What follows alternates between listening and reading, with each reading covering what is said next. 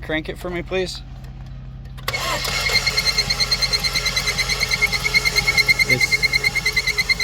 It's spinning like it has low compression. And there's a squeaking noise in the front. Alright, here's a look at the inside.